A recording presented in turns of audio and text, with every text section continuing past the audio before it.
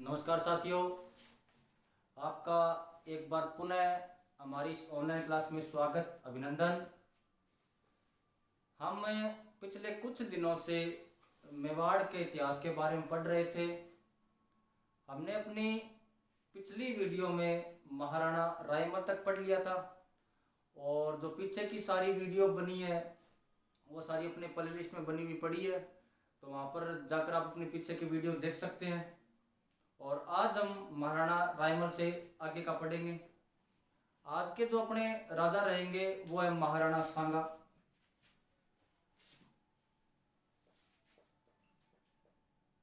महाराणा सांगा।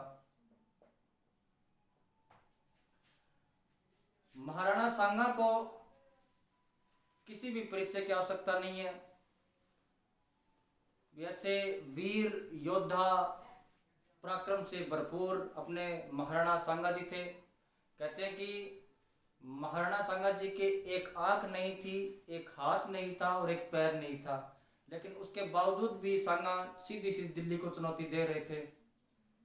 अपने तो कहावत ही है ना, वो 80 घाव लगे थे तन पे फिर भी व्यथा नहीं थी मन में, वो अपने महाराणा सांगा जी थे। आज हम सांगा जी के बारे में पढ़ेंगे।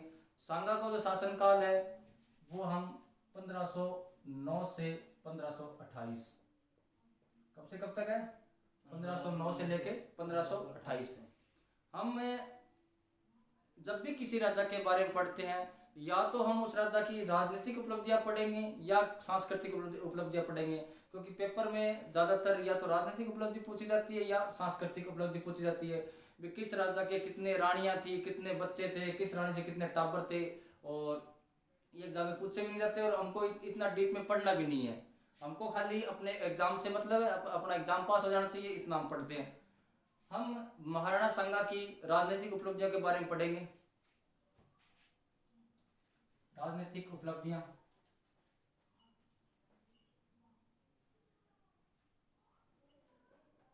राजनीतिक उपलब्धियां महाराणा सांगा जी की क्या क्या राजनीतिक उपलब्धियां रही थी, हम अलग अलग पढ़ेंगे। भी दिल्ली के साथ इनके संबंध कैसे थे, मालवा के साथ संबंध कैसे थे, गुजरात के साथ इनके साथ संबंध कैसे रहे थे। तो सबसे पहले हम दिल्ली को लेते हैं। दिल्ली के साथ संबंध।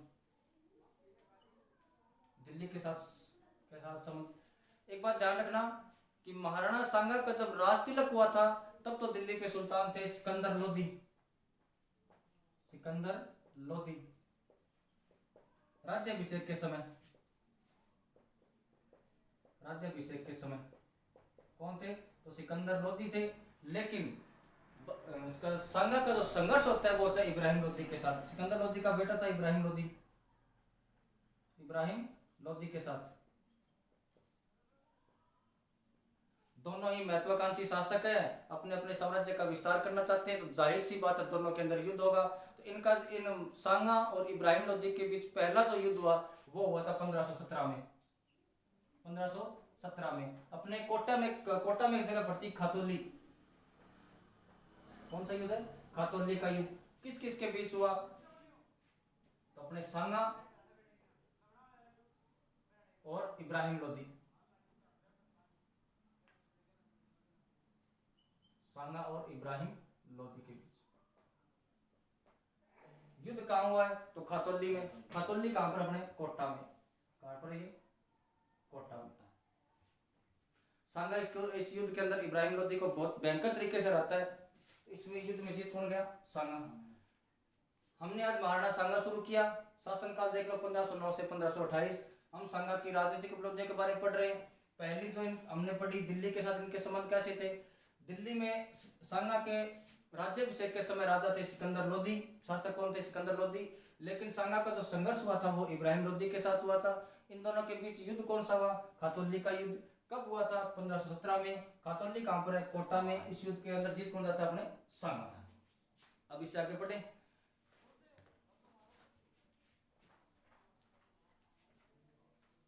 अब हम इससे आगे पढ़ेंगे।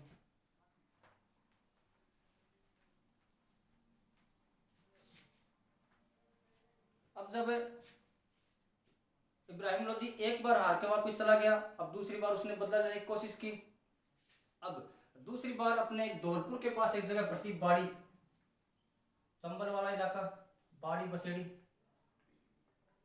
धौलपुर में, कहाँ पड़ती है अपनी जगह ये, धौलपुर में। और अगले ही साल 1518 में, 1518 में धौलपुर कहाँ पर है, तो बाड़ी में।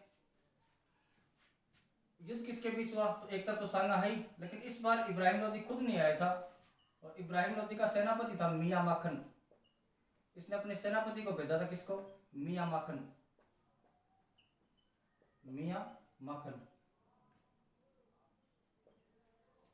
अब इस युद्ध के अंदर भी सांगा जीत गए थे। अब देख लो, सांगा सीधा सीधा दिल्ली को अटैक कर रहा है, दिल्ली को चुनौती दे रहा है। अब ये मान के चलो, धौलपुर दिल्ली के बिल्कुल नजदीक है। ठेठ मेवाड़ कहाँ पर, धौलपुर कहाँ पर पड़ा है, तो कोई आदमी मेवाड़ से आके धौलपुर में आके इनकी जो सुल्तानों की जो राजधानी थी आगरा, बिल्कुल आगरा के नजदीक जाके उनको युद्ध हरा रहा है। तो वीर में तो कोई कमी नहीं थी, वीरता यश खूब बराबर था सांगा के अंदर। अब देख लो, पहला युद्ध खातौली में कोटा में रहा है, और दूसरा युद्ध ठीक नाक के नीचे बाड़ी धौलपुर के अंदर युद्ध रहता है इनको, ठीक राजधानी के बिल्कुल टच में आकर सांगा ने इनको क्या रहा था, युद्ध रहा था। दो युद्ध इब्राहिम लोदी को सीधा सीधा रह चुका है। ये थे दिल्ली के साथ संबंध। दिल्ली के अंदर पहला युद्ध हुआ था खातौली का, और दूसरा युद्ध कौन सा पड़ते अपने, बाड़ी का युद्ध पड़ते। दोनों में कौन जीत गया, अपने सांगा जीत गए थे। अब आगे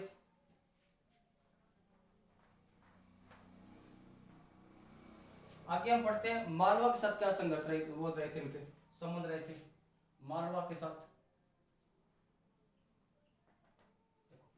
एक बात फिर ध्यान रखना, जिस समय सांगा का राज्याभिषेक होता है, उस समय मालवा का शासक था नासिर शाह। कौन था अपने, नासिर शाह।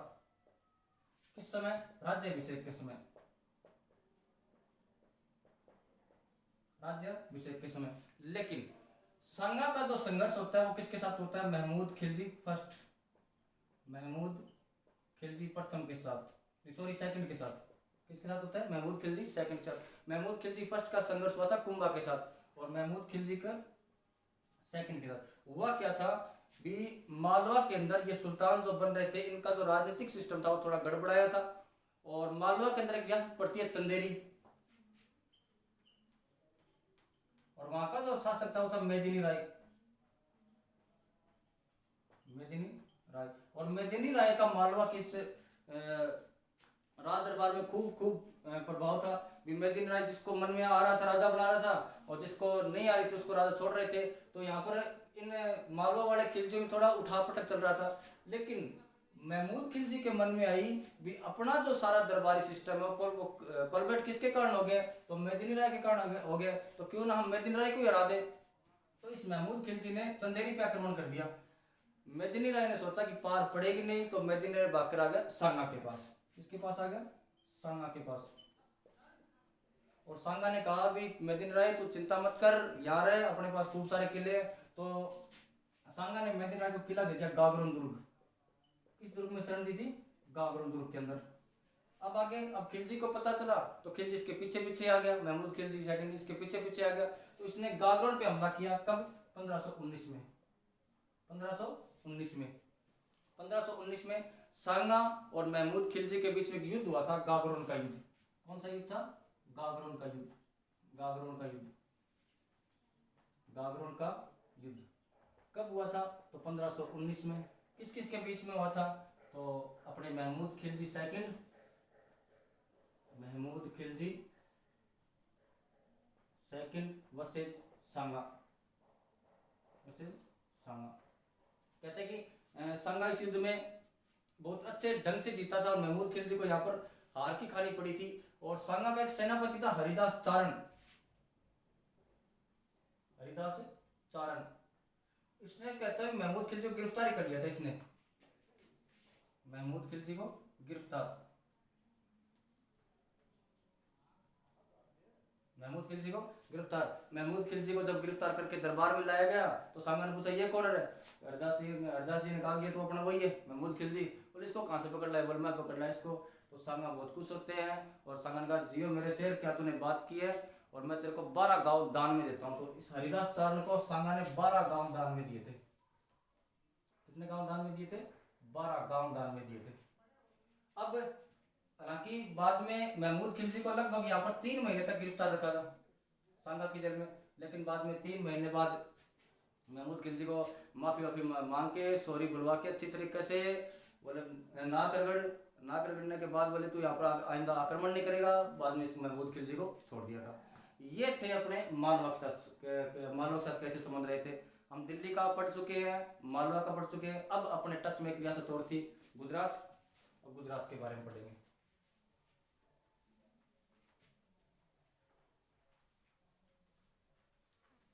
गुजरात के बारे में, क्योंकि मालवा राजस्थान के टच कर रहा है और गुजरात भी राजस्थान के टच ही कर रहा है, तो हम गुजरात के बारे में पढ़ेंगे।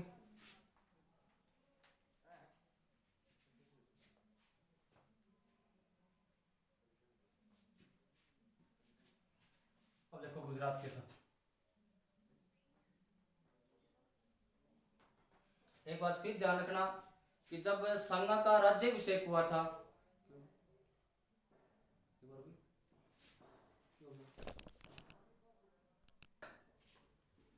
अब गुजरात सांगा का जब राज्याभिषेक हुआ था, उस समय गुजरात का शासक था महमूद बेगड़ा, जिसे हम भारत के इतिहास में जहरीला शासक के नाम से जानते हैं। जहरीला शासक। लेकिन सांगा का जो संघर्ष हुआ था वो था मुजफ्फर शाह के साथ। किसके साथ हुआ था? मुजफ्फर शाह के साथ। मुजफ्फर शाह के साथ दिल्ली में जब सांगा का राज्याभिषेक हुआ तब तो राजा थे आपके सिकंदर लोधी, और सांगा का संघर्ष होता है इब्राहिम लोधी के साथ। मालवा में जब सांगा का राज्याभिषेक हुआ तब राजा वहां का शासक था नासिर शाह, और सांगा का जो संघर्ष हुआ था महमूद खिलजी सेकंड के साथ। गुजरात में जब सांगा राजा बने थे या सांगा का राज्याभिषेक हुआ था तब वहां का शासक था महमूद बेगड़ा, और लेकिन सांगा का संघर्ष होता है मुजफ्फर शाह के साथ। वह किस बात पे? तो गुजरात में एक रियासत पड़ती है अपने इडर, और राठौड़ों की रियासत है।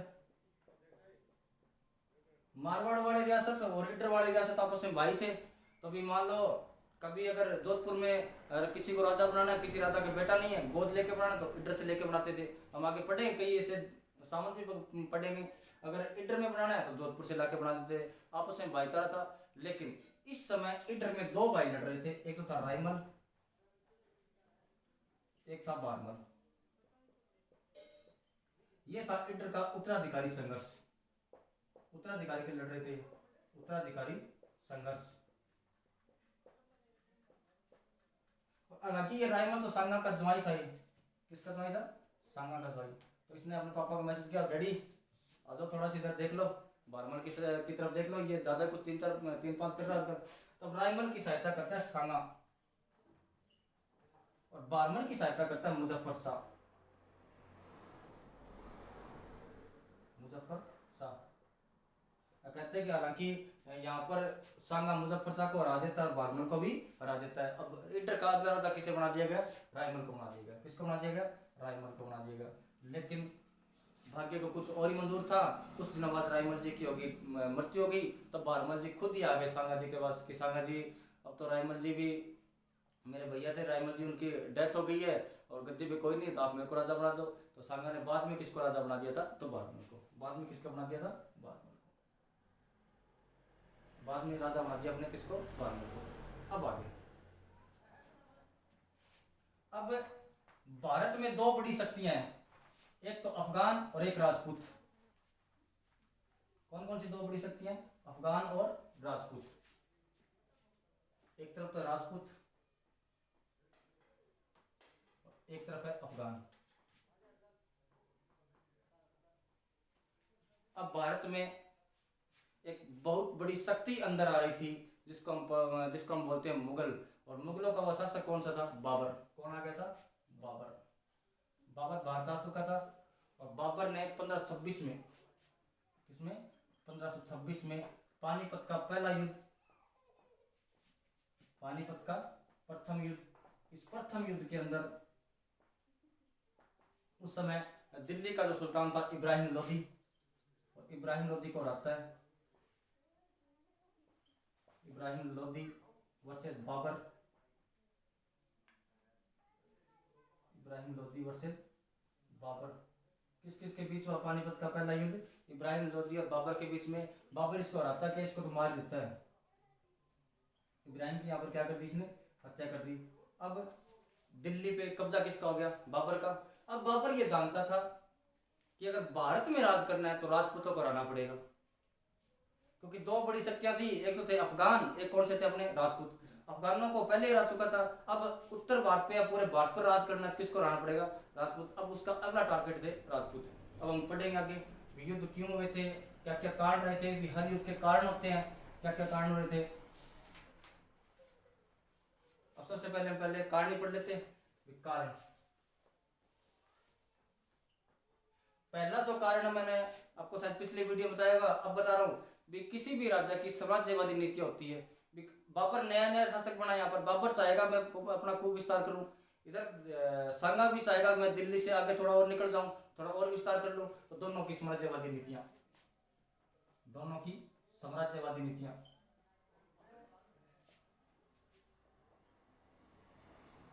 साम्राज्यवादी नीतियां बन गई। और दूसरा, पहला कारण दिया गया। और दूसरा, जब बाबर इब्राहिम लोदी को हरा चुका था तो अब इब्राहिम लोदी किसके अफगान किस मार चुका था, तो अफगान किसके पास जाएंगे? अब भारत के अंदर दूसरी बड़ी शक्ति कौन? राजपूत। तो सीधी सी जाहिर सी बात है अफगान किसके पास आएंगे? राजपूतों के पास। तो अफगानों और राजपूतों के बीच दोस्ती, राजपूत प्लस अफगान दोस्ती, अफगानों के पास मित्रता। तीसरा, जब बाबर इब्राहिम लोदी के साथ लड़ रहा था तब सांगा ने मौका पाकर और दिल्ली के आसपास के 200 गांवों पे कब्जा कर गया। भी मैं ये इधर उलझे हुए, मैं पीछे से हमला करके कितने गांव पे कब्जा कर गया था? अपने रणथंभौर के आसपास के 200 गांव पे कब्जा कर गया। रणथंभौर के आसपास, रणथंभौर के 200 गांवों पर किसका कब्जा हो गया? सांगा का कब्जा हो गया। ये भी बड़ा रीजन था। बाद में सांगा, जब बाबर को पता चला भी इब्राहिम लोदी की टेरिटरी क्षेत्र कहाँ तक था, तो ये 200 गांव उसके अंदर आ रहे थे, तो ये उसको वापस ले रहे थे। एक चौथा रीजन बाबर खुद बताता है कि बाबर की किताब है बाबरनामा, डेली डायरी लिखता था ये। इस बाबरनामा में कहता है बाबर कि मुझे भारत बुलाने का या हिंदुस्तान बुलाने का सबसे बड़ा श्रेय जाता है सांगा को, कि सांगा ने मेरे को बुलाया था यहाँ पर। सांगा ने मेरे पास मैसेज किया था कि बाबर तू भारत आ, हम मिलके इब्राहिम लोदी को हराएंगे। लेकिन बाद में कहते हैं कि जब मैं पानीपत वाला युद्ध लड़ रहा था इब्राहिम लोदी के साथ तो सांगा ने मेरी कोई सहायता नहीं की थी। ये भी थोड़ा सा एक अपवाद सही है। बाबर क्लेम करता है कि बाबर कि सांगा ने मुझे भारत बुलाया था, मैं सांगा के बुलाने पर आया हूँ, सांगा ने मुझे भारत बुलाया, मुझे भारत बुलाया। अब एक बात सोचना थोड़ी सी, आप बात में कितनी सच्चाई है कितनी नहीं है वो तो राम जाने, लेकिन इब्राहिम लोदी के लिए तो सांगा बाबर को नहीं बुलाता, क्योंकि सांगा इब्राहिम लोदी को खुद 2 बार हरा चुका है, उसको उसके लिए नहीं बुलाता। बाकी सांगा खुद को जस्टिफाई करने की कोशिश कर रहा है, वो तो अपने कहते हैं ना कि दिल को समझाने के लिए ख्याल अच्छा है गालिब, तो हमें उसके अंदर कारण जोड़ देते भी बाबर कहता है मेरे को सांगा ने बुलाया था, मेरी सहायता नहीं की थी। अब एक कारण और इसका, 1398 में इस बाबर का वंशज था तैमूर लंग,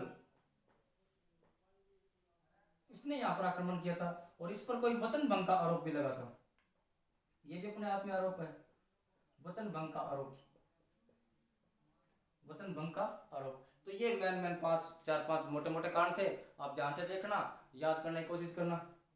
दोनों की साम्राज्यवादी नीतियां थी, राजपूत और अफगानों के बीच मित्रता, ये बाबर के लिए थोड़ी खटक रही थी। और एक रणथंभौर के 200 गांव पर सांगा कब्जा कर चुका था, तो इब्राहिम लोदी उन्हें वापस लेना चाहता है। और बाबरनामा में सांगा कहता है कि बाबर कहता है कि मेरे को यहाँ पर भारत बुलाने वाला कौन था, तो सांगा थे, लेकिन सांगा ने बाद में मेरी कोई सहायता नहीं की थी।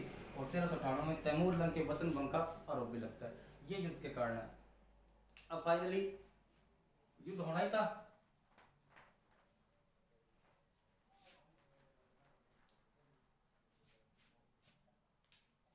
17 फरवरी 1527 अपने भरतपुर में एक जगह पड़ती है बयाना। अब देख लो कहाँ जाके युद्ध लड़ रहा है, कहाँ मेवाड़ का राजा है, भरतपुर जाके लड़ रहा है युद्ध, बयाना। बयाना में युद्ध करता है। एक तरफ तो कौन है, सांगा, सांगा। एक तरफ तो अपने सांगा और दूसरी तरफ कौन है, अपने बाबर। लेकिन इसमें बाबर खुद नहीं आया था अभी, बाबर के तो सेनापति आए थे। एक तो था मेहंदी खां और एक था अपने सुल्तान मिर्जा। कौन कौन आए थे, सुल्तान मिर्जा, मेहंदी खां और सुल्तान मिर्जा। आपने वंश कौन है मुंबई देखी होगी, अजय देवगन वाली मूवी, तो सुल्तान मिर्जा। तो कौन कौन आ गए थे अपने, एक तो आया था मेहंदी खां और एक सुल्तान मिर्जा। सांगा ने इनको यहाँ पर भयंकर मारा, इन दोनों को चप्पले हाथ में लेके भागनी पड़ी थी इनको, ये सांगा, मेहंदी खां और सुल्तान मिर्जा को। अब एक महीने बाद इसके जस्ट एक महीने बाद 17 मार्च, हम एक 1727 मार्च, एक मिनट रुको, पूरा इंट्रो देता है इसको, देखना फिर आप यहाँ पे। 17 मार्च 1727, सॉरी 1527, 17 मार्च 1527। लेकिन अपने एक राइटर हुए थे कवि राजा श्यामल दास, उनकी हमने किताब पढ़ी थी वीर विनोद, और उस वीर विनोद के अंदर ये डेट मिलती है 16 मार्च। 16 मार्च किसमें, वीर विनोद में। 17 मार्च आ जाए तो अच्छी बात, तो सही होगा, 17 मार्च तो 16 मार्च आ जाए तो सही होगा, एक महीने बाद। अब जगह कौन सी है, खानवा। ये भी कहाँ पर पड़े, भरतपुर में है। कहाँ पर है, भरतपुर में। एक तरफ तो कहते हैं सांगा की सेना है और एक तरफ कौन बैठे अपने, बाबर। एक तरफ कौन बैठा है, सांगा, और एक तरफ बाबर। राजस्थान इतिहास का बहुत बहुत बड़ा युद्ध, और जिसमें राजस्थान का क्यों, तो भारत के इतिहास को बड़ा युद्ध मानते हैं, क्योंकि इस युद्ध के बाद भारत में एक अकेली शक्ति रहने लगी थी, मुगल, जो एक 70 राज किया था उन्होंने। अब देखो, जब सांगा युद्ध करने के लिए जा रहा था तो इसने अपने जितने भी राजपूत शासक थे उनके पास, सबके पास लेटर भेजे कि आओ मैं बाबर के खिलाफ लड़ने जा रहा हूँ। उस प्रवृत्ति को बोलते पाती परवन। क्या भेजा था, पाती परवन, लेटर भेजे थे कि आओ मेरे साथ लड़ने के लिए चलो। अब उसमें आए कौन कौन थे वो पढ़ लेते अपने। एक तो अपने आता है आमेर का पृथ्वीराज कछवाहा। आमेर से कौन आया था, पृथ्वीराज कछवाहा, कछावा। कहाँ से आया था अपने ये, आमेर से। एक अपने मारवाड़ से आया था मालदेव। मारवाड़ से कौन आया था, मालदेव। हालांकि मालदेव उस समय राजकुमारी था और राजा कौन थे अपने, गांगा। ये याद रखना भी, आपसे ये पूछ ले भी खानवा युद्ध के दौरान मारवाड़ के राजा कौन थे, तो गांगा थे। और खानवा जब भाग किसने लिया था, मालदेव ने। मालदेव उस समय कुंवरी थे। अब आगे और बीकानेर से आया था कल्याणमल। लेकिन यहां पर भी राजा कौन थे, तो जैतसी। मारवाड़ और बीकानेर के राजकुमार युद्ध के लिए आते न कि राजा, लेकिन आमेर वाला तो खुद राजा ही आ रहा है। और कौन आए थे भी, तो और अपने आए थे इडर से बारमल। सॉरी साथियों, बीच में थोड़ा लाइट जाने की वजह से हम वीडियो को रोकना पड़ा था। अब हम थोड़ा आगे पढ़ेंगे। इससे हम पढ़ रहे थे भी सांगा ने पाती परवन भेजी थी, उसमें कौन कौन राजा आए थे। इसमें आमेर से आए थे पृथ्वीराज कछवाहा, मारवाड़ से आया था मालदेव, हालांकि उस समय राजा थे गांगा, राजकुमार थे अपने मालदेव। और बीकानेर से आया था कल्याणमल, लेकिन यहाँ पर राजा कौन थे, तो जैतसी। और इडर से आया था बारमल। इडर से कौन आया था, बारमल। वागड़ से उदय सिंह, वागड़ का उदय सिंह, वागड़ का उदय सिंह। सिरोही का अखेराज देवड़ा। सिरोही से कौन आए थे, तो अखेराज देवड़ा, अखेराज देवड़ा। इसे भी उड़ना अखेराज बोलते भी, जैसे हमने कल पढ़ा था ना, उड़ना राजकुमार पृथ्वीराज राठौड़, इसे उड़ना अखेराज देवड़ा अखेराज बोलते हैं। तो और कौन आएंगे, तो और ऊपर से मिटा दूं एक बार, ऊपर लिख देते हैं बाकी अपने। एक अपने चंदेरी से मेदिनी राय, वो तो यहीं पर ही था। चंदेरी से कौन आया था अपने, मेदिनी राय। 100 नंबर वाले तो आएंगे ही आएंगे, और सलूम्बर से कौन थे उसमें? रतन सिंह चुंडावत। सलूम्बर से रतन सिंह चुंडावत, रतन सिंह चुंडावत। सादरी से आया था झाला अज्जा, सादरी जगह पड़ती है अपने चित्तौड़ में, ये नाम याद रखना भी, झाला अज्जा, इसके बारे में आगे पढ़ेंगे हम, झाला अज्जा। तो खूब सारे व्यक्ति आए थे। और अपने एमपी में एक जगह पड़ती है रायसीन, उस रायसीन से आया था सरहदी तंवर, सरहदी तंवर, सरहदी तंवर। और अफगान तो आने आने थे। अफगानों में कौन आया था? तो अफगानों में तो एक तो आया था महमूद लोधी, इब्राहिम लोधी का भाई था महमूद लोधी। और एक अपने मेवाती था हसन खां मेवाती, हसन खां मेवाती। ये मुख्य मुख्य नाम थे, खूब सारे आए थे भी, ये मेन मेन आए थे, ध्यान रखना। अपने आमेर से पृथ्वीराज कछवा आया था, मारवाड़ से मालदेव हालांकि राजा वहां पर गंगा थे, और बीकानेर से कल्याणमल, राजा कौन थे आपके? जेतसी थे। इटर से आया था बारमल, और वाकड़ से उदय सिंह, सिरोही का खिराज देवड़ा, और चंदेरी का मेदिन राय, सलूम्बर का रतन सिंह चुंडावत, और सादरी से झाला अज्जा, रायसीन से कौन आया था? अपने सरहदी तंवर। और अफगान कौन कौन से थे? तो महमूद लोधी और हसन खां मेवाती, खूब सारे हो गए थे। तो सांगा की सेना वो खूब बड़ी हो गई थी। अब आगे, अब एक तरफ सांगा की सेना बैठी है और एक तरफ बाबर बैठा है। हालांकि कहते हैं कि बाबर की सेना छोटी थी, तो सांगा की सेना बड़ी होगी अपने आप में, इतने राजा आए, इतने सेनापति साथ में लेके आए। एक तरफ कौन बैठा? अपने सांगा, और एक तरफ बैठा अपने बाबर।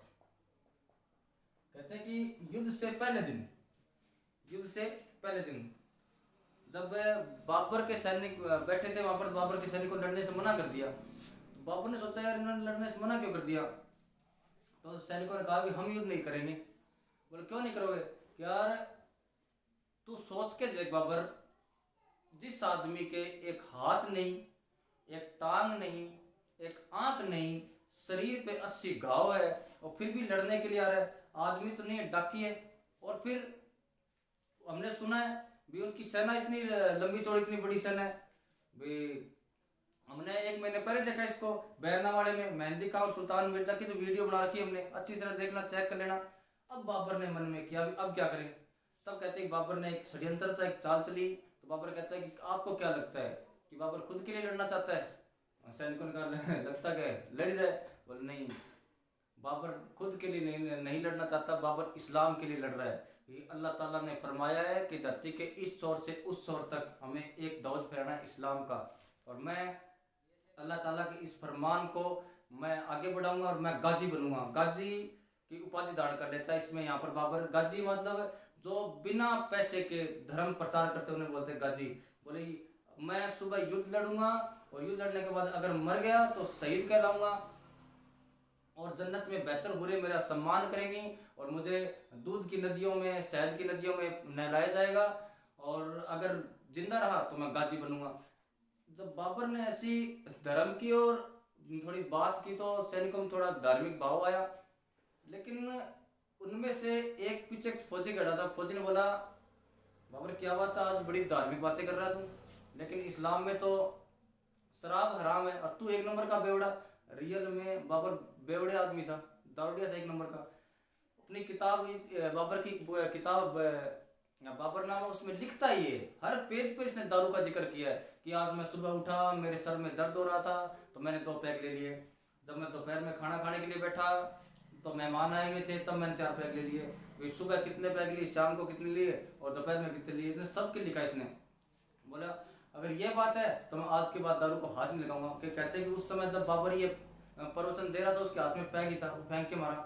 फिर एक सैनिक और खड़ा हुआ कि बाबर चल मान ले, तू शराब को हाथ भी नहीं लगाएगा, धर्म की बात करता है, लेकिन इस्लाम धर्म के अंदर जो भी अपने मुस्लिम भाई हैं उनसे, वो मुस्लिम व्यापारी है उनसे तो वो कर लेता है तमगा कर, कि बाबर एक मुस्लिम व्यापारी से कर लेता है तमगा कर, वो क्यों लेता है? बोले भी बाबर ने कहा कि वो भी माफ। तो बाबर यहाँ पर इस युद्ध को जिहाद घोषित कर देता है कि मैं जिहाद करूंगा। इस युद्ध को क्या कर दिया था? जिहाद यानी धर्म युद्ध। और किसकी उपाधि धारण कर ली थी? तो गाजी की उपाधि धारण कर लेता है। अब इसने तमगा कर भी समाप्त कर दिया, बोले आप आज के बाद आपसे तमगा कर नहीं लिया जाएगा, तमगा कर समाप्त। अब जाके फौजी में थोड़ा जोश आया। अब इधर और बाबर की एक विशेषता और थी इसके अंदर कि बाबर यहाँ पर भारत में पहली बार तोपे लेके आया था। ये तोपों का प्रयोग किसने शुरू किया? यहाँ पर बाबर ने किया था। बाबर ने एक तो तोपे और एक बाबर के पास थी तुलगुमा पद्धति। तुलगुमा पद्धति ये क्या होती है मैं आगे बताऊंगा आपको। तुलगुमा पद्धति, इस पद्धति के आधार पर युद्ध करता है। भारत में सबसे पहले तोपों से अगर किसी ने युद्ध करना शुरू किया तो किसने किया था? आपके बाबर ने किया था। और तुलगुमा पद्धति, अब सुनना मेरी बात आगे। अब तुलगुमा पद्धति क्या होती है इधर में, मान लो ये इधर सांगा की सेना खड़ी है और इधर खोट लड़ा आपके बाबर की सेना थोड़ी कम है। अब देखो बाबर ने सबसे पहले यहाँ पर तोपे लगा ली और इधर कौन है? सांगा की सेना खड़ी है।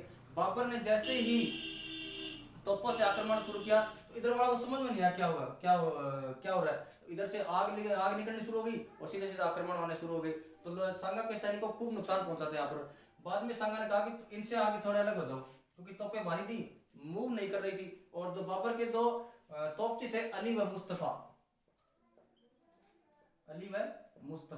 दो तोपची थे इसके, मूव नहीं कर रही थी। तो सांगा ने कहा कि अपने सैनिकों को आगे से निकाल दो। अब हम बात करें तुलगुमा पद्धति की। मान लो एक सैनिक यहाँ लड़ रहा है, एक यहाँ लड़ रहा है, आमने सामने। यही होता था भी घोड़ा घोड़े वाले से युद्ध करेगा, हाथी वाले से युद्ध करेगा, पैदल से युद्ध करेंगे। लेकिन होता क्या था भी अपने वाले राजाओं के अंदर ये था भी अपने जितने भी सैनिक थे ना वो सारे के सारे युद्ध के अंदर मैदान में आ जाएंगे। लेकिन मुस्लिम राजाओं का ये मानना था भी मान लो 10,000 सैनिक है तो एक बार 7,000 उतारेंगे, 3,000 की सेना की टुकड़ी तो रिजर्व रखेंगे क्योंकि दुख में काम आएगी या संकट में काम आएगी।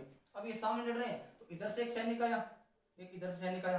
अब ये तीनों तरफ से घेर के मार रहे हैं। एक तो आप आमने सामने लड़ो कि सामने से चिटिंग है, लेकिन कुछ नहीं कहा, घेर के मारा। और फिर जब सांगा के सैनिकों के घायल होने लगे, मरने लगे, तो सांगा को चिंता हुई तो सांगा खुद युद्ध के मैदान में चला गया था और हाथी के ऊपर चढ़कर वो चला गया था। हालांकि उसके जो बाकी सरदार थे उन्हें रोका भी था सांगा को, सांगा जी आप आगे मत जाइए, हम युद्ध कर लेंगे, आप पीछे बैठ रहिए, हमें बता दीजिए। लेकिन सांगा नहीं माना, हाथी बैठ के चला गया। अब बाबर को यह पता था भी हिंदुस्तान के राजाओं में या राजपूत राजाओं में ये था भी अगर राजा मर गया ना तो सेना वापस लौट जाएगी। जब तक राजा युद्ध के मैदान में सेना युद्ध करेगी, अगर राजा युद्ध से बाहर निकल गया या किसी वश मारा गया तो सेना वापस लौट जाएगी। अब तो बाबर ने अपने सैनिकों को कहा कि अपना तो पूरा फोकस किस पे होना चाहिए? सांगा पे। तो अब सैनिकों ने सांगा के ऊपर तीर बरसाने शुरू कर दिए। कहते हैं कि सांगा वहां पर घायल हो गए थे। उस घायल में हमने एक नाम पढ़ा था पिछले ज्यादा अज्जा,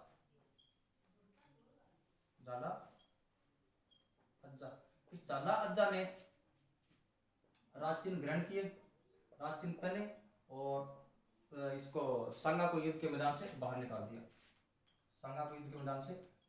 दिया, अब सैनिकों में यह अफवाह फैल गई कि सांगा जी की मृत्यु होगी, पूरी सेना में हड़बड़ी मच गई, सेना वापिस लौट गई थी। लेकिन बाद में किसी ने कहा सांगा जी अभी जिंदा हैं, थोड़े घायल हैं, लेकिन तब तक बहुत देर हो चुकी थी और बाबर युद्ध को जीत चुका था और उसने जीत एक उपाधि धारण की थी, गाजी की उपाधि। अब कहते हैं भी जब थोड़ा आगे चल के अपने भरतपुर में एक जगह पड़ती है बसवा, थोड़ा सा आगे चल के बसवा लाए गए थे और बसवा के अंदर सांगा को होश आया था। कहाँ आया था? बसवा में।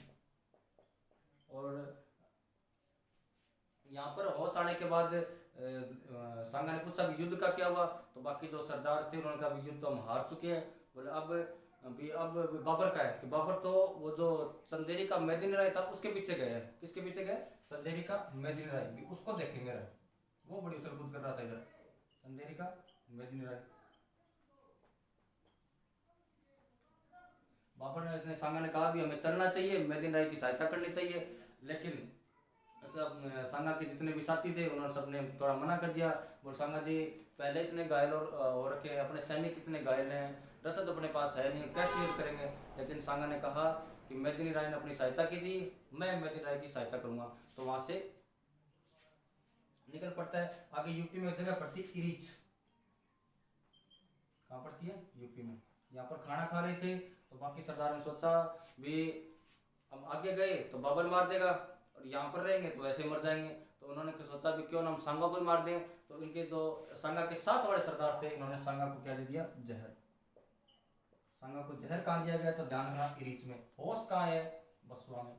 जहर कहाँ दिया गया था? इरीच। और थोड़े से आगे चल के एक जगह पड़ती कालपी, और कालपी में सांगा क्या हुई? मृत्यु। सांगा की मृत्यु। और अपने भीलवाड़ा में एक जगह पड़ती है मांडलगढ़। भीलवाड़ा जगह कौन सी पड़ती है? मांडलगढ़। और यहाँ पर सांगा की 8 खम्भों की छतरी बनी हुई है। कितने खम्भों की छतरी बनी हुई है? 8 खम्भों की छतरी बनी हुई है। ध्यान रखना भी, सांगा को होश का है अपने बसवा में, जहर कहाँ दिया गया था? इरीच में, और मृत्यु कहाँ हुई थी? कालपी में। छतरी कहाँ बनी हुई? मांडलगढ़ में। ये क्रम थोड़ा याद रखना, इसमें थोड़ा कंफ्यूज हो जाते हैं। ठीक है। अब इतना बड़ा राजा हुआ है तो कुछ तो इनकी उपाधियां मिलेगी। तो सांगा की 2 बड़ी बड़ी उपाधियां थी। 2 बड़ी बड़ी उपाधियां सांगा की। एक तो थी हिंदूपथ, हिंदूपथ, और एक थी सैनिकों का भग्नावशेष, सैनिकों का भग्नावशेष, भग्नावशेष। भगना का मतलब होता है जला हुआ। भगना मतलब करता है जला हुआ। अवशेष मतलब टुकड़ा, सैनिकों का जला हुआ टुकड़ा। तो युद्ध बाबर जीत गया था और सांगा की यहाँ पर क्या हो गई थी? मृत्यु हो गई थी। उपाधियां कौन कौन सी आपने? हिंदूपथ और सैनिकों का भगना अवशेष। अब बाबर अपनी किताब में लिखता है कि सांगा की सेना इतनी बड़ी थी कि उसकी सेना के अंदर 7 राजा थे, 9 राव थे और 104 सरदार थे। कितने राजा थे? 7 राजा थे, 9 राव थे और 104 सरदार थे। अब युद्ध समाप्त हो गया। अब हम हार की थोड़ी समीक्षा तो करते हैं, बिहार के क्या क्या कारण रहे थे, किस तरीके से हम हारे थे, तो वो थोड़ा देख लेते हैं। हार के क्या क्या कारण रहे थे?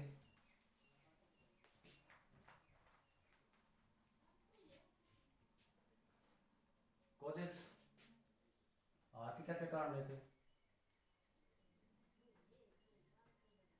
पहला जो कारण है वो है भी अपने जितने भी राजपूत सेनापति थे या जितने राजपूत थे उनमें एकता का अभाव था। एकता का अभाव, एकता का अभाव। अभाव का मतलब ये था, मान लो किसी राजा के पास 5000 सैनिक है। अगर उस राजा को या तो वह राजा मारा गया हो या वो राजा युद्ध क्षेत्र में घायल हो गया हो तो वो 5000 सैनिक बाहर निकल जाएंगे। भी हमारा राजा लड़ रहा है तब तक तो हम लड़ेंगे, अगर वो नहीं लड़ रहा है तो हम बाहर आ जाएंगे। ये था एक एकता का भाव। दूसरा, सांगा ने 1 महीने का समय दे दिया था बाबर को। 1 महीने का समय।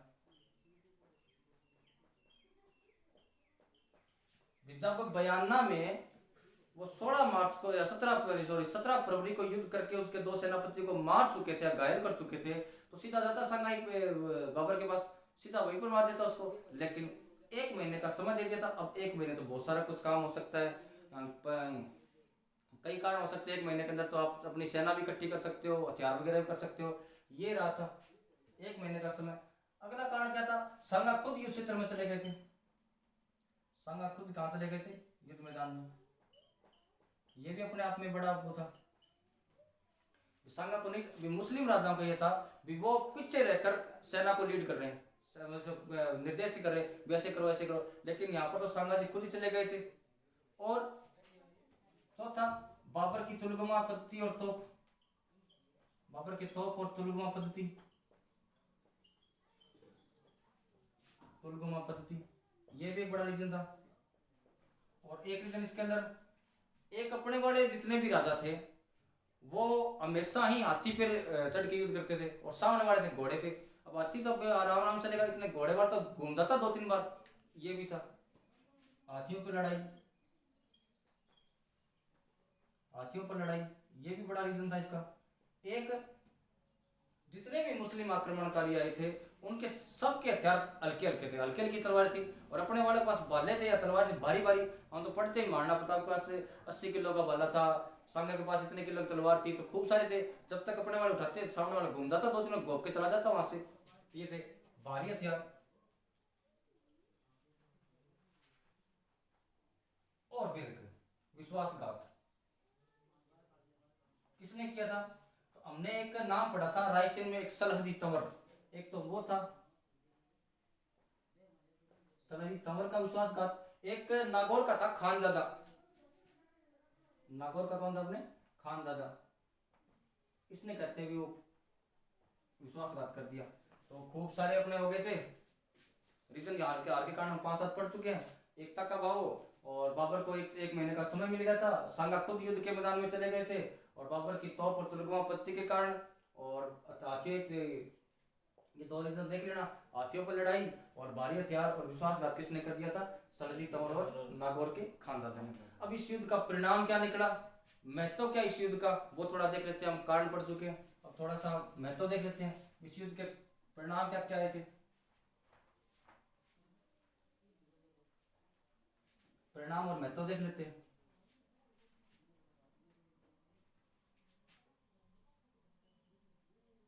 महत्व परिणाम, पहला परिणाम तो ये है भी, ये खानवा का युद्ध राजपूतों की एकता का अंतिम युद्ध है। इसके बाद राजपूत ऐसे इकट्ठे नहीं हुए। कौन सा है? तो राजपूतों की एकता का भाव, एक सॉरी परिणाम पढ़ रहे ना अपने ना, कि राजपूतों की एकता का अंतिम युद्ध, एकता का अंतिम युद्ध, राजपूतों की एकता का अंतिम युद्ध था। इसके बाद राजपूत इकट्ठे नहीं हुए, हुए तो सही, हम एक पढ़ेंगे आगे, हुडा समय में सारे राजपूत इकट्ठा हो तो गए थे, लेकिन उन्होंने कोई युद्ध नहीं किया था। अब दूसरा, अब जब बाबर अफगानों को हरा चुका है, राजपूतों को हरा चुका है, और भारत के अंदर यही दो बड़ी शक्तियां थी, अब बाबर का भारत पर राज करना आसान हो गया था। बाबर का भारत पर राज करना आसान हो गया था। तीसरा बड़ा क्या क्या रहा था? तीसरा बड़ा कारण ये रहा था भी, अब अपनी सामरिक कमजोरियां दिखने लगी थी। कौन सी कमजोरियां? सामरिक कमजोरियां। जब तक आप जीतते हो तब तक आपकी कोई कमियां नहीं दिखती। जब तक आप लगातार जीत रहे हो आपकी कोई कमी नहीं दिखेगी। आपकी एक हार, जब तक आप लगातार जीत रहे हो तो आपकी कोई कमी नहीं दिखेगी, और आपकी एक हार आपको सारी कमजोरी दिखा देगी भी, हम यहाँ कमजोर थे, यहाँ कमजोर थे। जैसे अपने जो अपना पिछला क्रिकेट का वर्ल्ड कप था उसमें देख लो भी, हम लगातार पीछे मैच जीतते आ रहे थे, एक फाइनल आ रहे थे, उसमें अपनी सारी कमियां दिख गई थी भी, हम यहाँ कमजोर थे, यहाँ कमजोर थे, यहाँ कमजोर थे। तो सामरिक कमजोरी दिखने लग गई थी। और क्या कारण रहा था अपने, और क्या महत्व निकला? अब हिंदू कला संस्कृति को नुकसान, हिंदू कला व संस्कृति को नुकसान, संस्कृति को नुकसान, हिंदू कला और संस्कृति को नुकसान। अब और क्या परिणाम निकला भी? सांगा अंतिम हिंदू राजा था जिसने दिल्ली को चुनौती दी थी। सांगा के बाद हिंदुओं में किसी ने भी सीधी दिल्ली को चुनौती नहीं दी, सांगा ने दी। हम पढ़ेगा कि भी वीर योद्धा खूब हुए थे, महाराणा प्रताप लड़ा था मुगलों के खिलाफ, चंद्रसेन लड़ा था, और भी कई लड़े थे। लेकिन वो सिर्फ अपने जो अपना क्षेत्र है, प्रादेशिक क्षेत्र है, वहीं तक सीमित रह गए। अब दिल्ली को चुनौती किसने दी थी? अपने सांगा जी ने दी थी। सांगा ने किसको दिल्ली चुनौती दी है? दिल्ली को सीधी सी चुनौती दे रहा है। और अब मुगलों और राजपूतों के बीच भविष्य में मधुर नीति बन गई, मधुर नीति बन गई। हालांकि अब मुगलों ने आक्रमण जरूर किए थे, लेकिन उनको यहाँ पर इधर अधिक अधिक सफलता नहीं मिलती। महाराणा प्रताप में पढ़ेंगे आगे, औरंगजेब के टाइम में पढ़े, सॉरी इसके राज सिंह के टाइम में पढ़ेंगे अपने। तो मुगलों ने हालांकि यहाँ पर आक्रमण तो किए थे, लेकिन मुगलों को राजस्थान के अंदर कोई सफलता नहीं मिली थी। तो ये था आज का अपना टॉपिक महाराणा सांगा।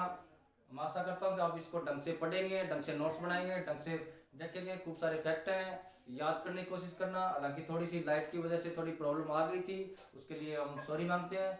और बाकी अपने जो पीछे की जो जितनी वीडियो है उनकी सारी प्लेलिस्ट बनी हुई है, तो आप उनको वहाँ पर जाके देखना। थैंक यू, अगली वीडियो में फिर मिलेंगे।